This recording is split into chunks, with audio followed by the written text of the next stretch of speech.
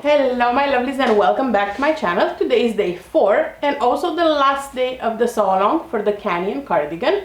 Today we'll be hemming the sleeves, adding the band if you're doing the vest, and finishing the bottom and adding the neckband. Super easy. If you're doing view A and B, which is the simple and the gathered, remember gathered, no pockets. We've made the switcheroo yesterday. If you're doing view A and B, you're going to start by hemming the bottom of the skirt by folding it 1 inch and hemming it with a twin needle or zigzag stitch or your cover stitch. I'll be using my cover stitch and my serger for today's steps. That's for view A and B. If you're doing view C like I am, which is the waterfall, I recommend leaving it unhemmed, leaving the raw edge. It won't fray, it's a knit. I'm using a bamboo. Make sure that it's finished nice and straight with a rotary cutter, not scissors, and don't hem it. It will have a nicer drapey effect if it's unhemmed. You can, if you really want to, you can hem it. But my recommendation for the waterfall style for this cardigan or any other waterfall style cardigan is to leave it unhemmed because it will drape a lot nicer than if you were to hem it. So I will not be hemming the bottom. So for my steps today for view C, we'll be hemming the sleeves, which is what we'll all be doing, and we'll start with that. And then we'll be adding the neckband. So take the cardigan that you've worked on yesterday and fold your sleeves 1 inch inside. Give them a good press, like so. And using a twin needle or a zigzag stitch or your cover stitch, go ahead and do your hem. I'm using this gorgeous groovy thread because it works so nicely and I love it. It's my new favorite sewing string from Wizardry Stitchery Crafts. They're a groovy one. So I'm using this to hem sleeve. Oh, it looks so good. It looks so good. You know, it's one of those threads that I'm now looking for fabric to go with it. You start with the thread and then you look for the fabric, kind of a deal. It's that pretty. And it comes in all the texts. This is text 30 for the serger, but it comes in text 35 for your domestic machine, 45 for semi-industrial, 80 for industrial, 27 for embroidery. A lot of options. Just check out the Wizardry website. And this is how it looks from the inside. So gorgeous. Let's do the same thing on the other sleeve. Again, from the wrong side, I'm folding it 1 inch, press it, and then hem it.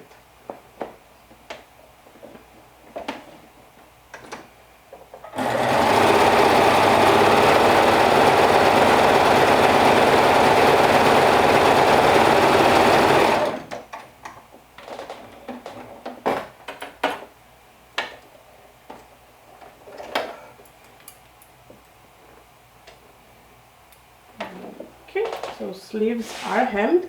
Right now, again, if you're doing view A or B, so simple or gathered, you will be hemming the bottom of the skirt the same way by folding it 1 inch. If you're doing the waterfall, like I am right now, leave that bottom raw. How pretty it is. Oh, so gorgeous. Okay, so we have hemmed sleeves. All we have to do is add the neckband. So I recut my neckband because remember on day 1 I cut my neckband for the gathered option, which is the same for the simple one, but it wouldn't work for view C.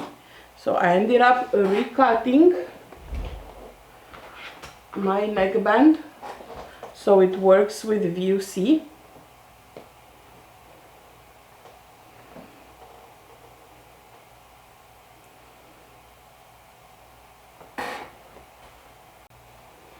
So these are the new neckband pieces that are specifically for view C.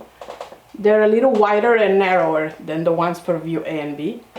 So I used my iron to do like a memory press along the long edge on both of them. From the inside you can see it a little better. See, it's pressed here on the center.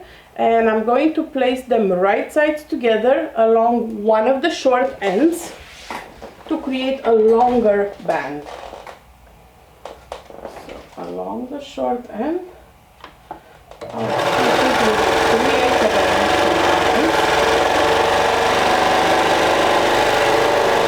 if you're doing this on your sewing machine, make sure you use a stretch stitch and you press your seams open. So right now I'm going to press everything, and this is where the memory hem comes into play, because it folds so nicely because it was pre-pressed. So now you're taking your raw edge like so, and you're going to fold it right sides together, the raw edge, like so. This is on the other short end, and we're going to work with both short ends right now, one at a time. So this is one short end.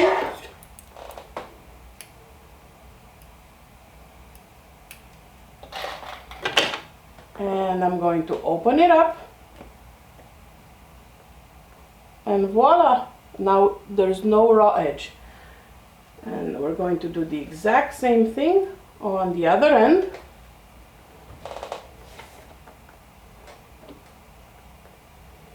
You'll take your raw edge, you're going to open it, fold it, right sides together, and stitch it out.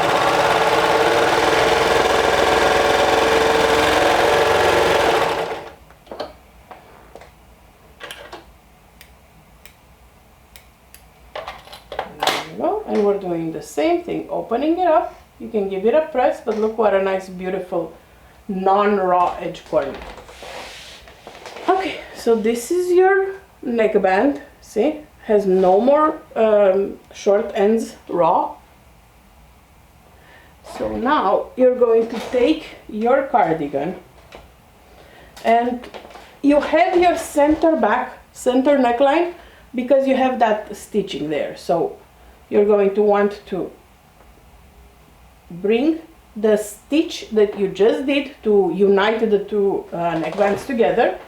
You're going to put it where the seam is on the back and match it and pin it in place.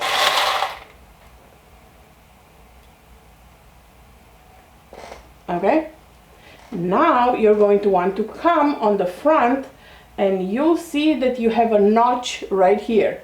So we're going to use that notch as a guide, because some part will be stretched, some part will not. So making sure that your neckband is not twisted, that is flat, you're going to come to the front, and your front should be kind of like this, like an L, right? So this is where the end of the neckband will be. You see where the L is right here? This is where the neckband end will be. And I'm going to bring that right over here. This is all going to be left raw because we want to keep that beautiful drape. If you're not comfortable, you want to press it 1/4 of an inch, but not more than that, and hem it, you could, but it won't have the same beautiful drape. So now I'm going to pin this in place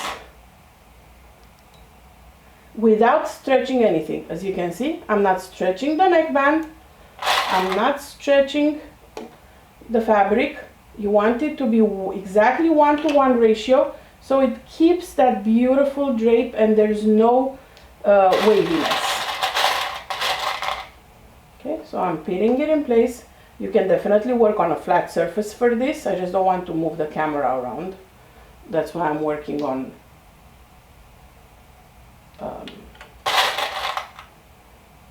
this is where that notch is, vertically like this. So where you have that notch on the front is where you'll be stopping the non-stretched neckband part. So I'm going to pin that in place and here, okay? So this part, it is not stretched in any way. Whereas this part right now, you can see we will need to stretch the neckband to fit. Okay, so we'll do just that. Stretch to fit and put a couple of pins. Again, it will be a lot easier if you work on a flat surface for this.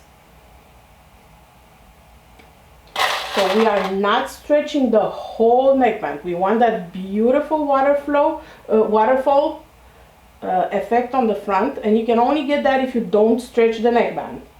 Only from the notch up. So I'm just putting a few pins. And then we'll repeat the exact same thing on the other side. And this is pretty much the last step for today. If you're doing view A and view B, you have the same thing. On the front part, the bottom part will not be stretched, whereas the top part will on the neckband. So I'm making sure that my neckband is not twisted, and I'm bringing this, remember where that L was? On the other side is like a mirror image. See that L? I'm bringing it right here in this corner. And I'm pinning it 1-to-1 ratio. Nothing is being stretched until we reach that notch.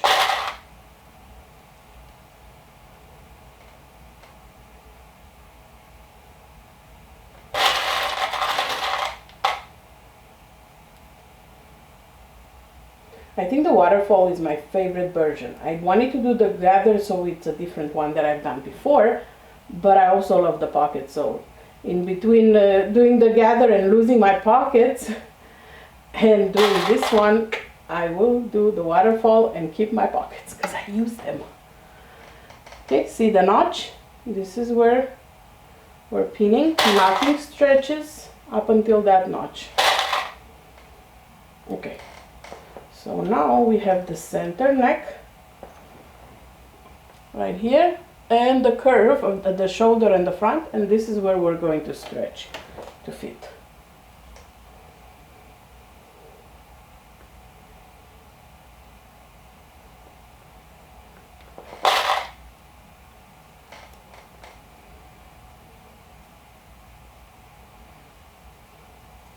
We're obviously just stretching the neckband, we're not stretching the actual cardigan because the neckband is smaller. So it lays nice and flat around your neck. That's the whole point. If it were 1-to-1 ratio, it would bunch up at the neck. Alright, now that everything is pinned in place, if you're more comfortable, you can go ahead to your sewing machine and do the initial stitches on your sewing machine to keep this all nice and flat on both ends. Or if you're comfortable starting off with the serger, you can do that as well.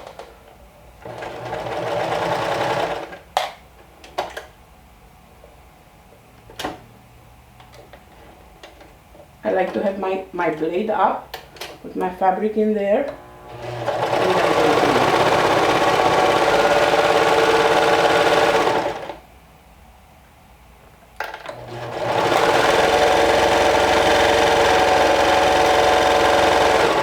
We're going to stitch all around this long band. And you're doing the same thing even if you're doing view A or B.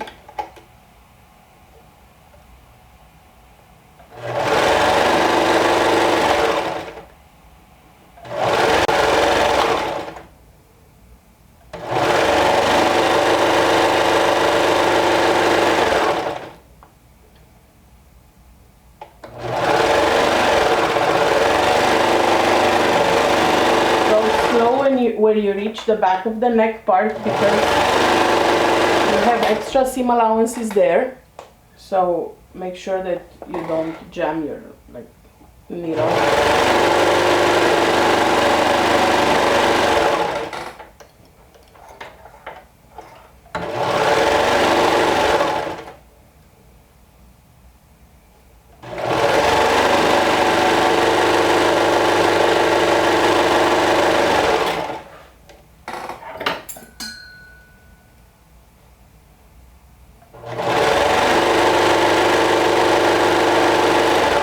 made it to the other notch, so we're going to trim that off, and nothing is being stretched right now.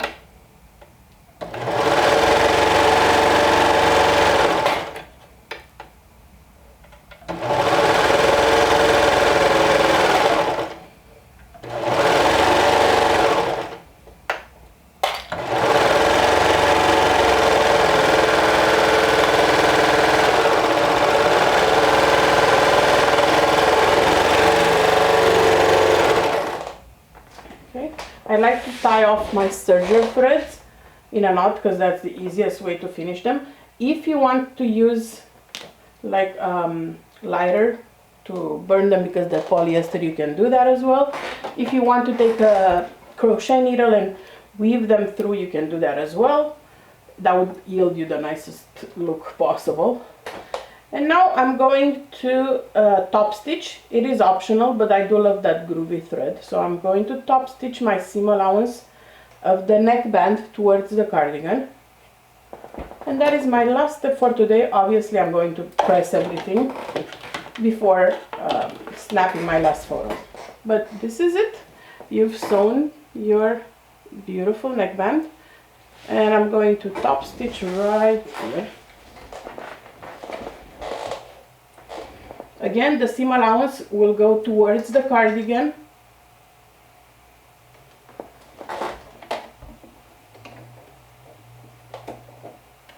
Like so.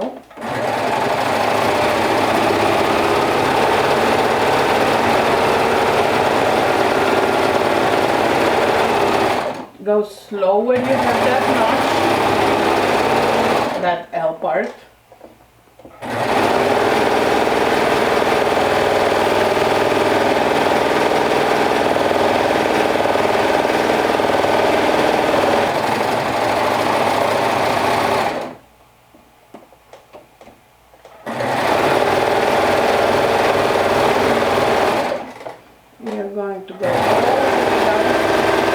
The other side.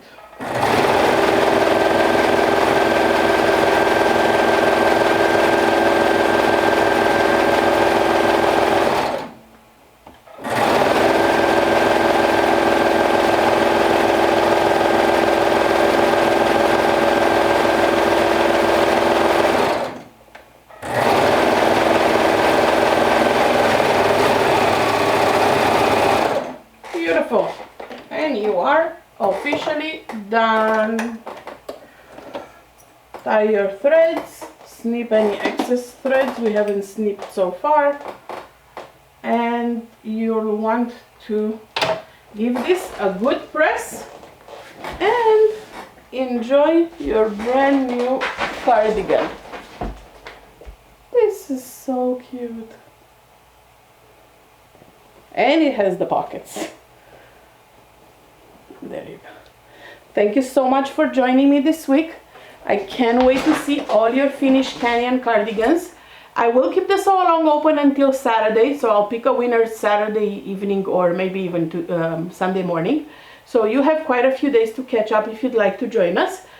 Again, make sure that you join the Backstitch Backroom group on Facebook, because all the check-ins will be done in there, as well as the like random drawing for the winner will also be in there. Thank you for joining me this week, and I will see you back in my next video. Talk to you soon. Bye.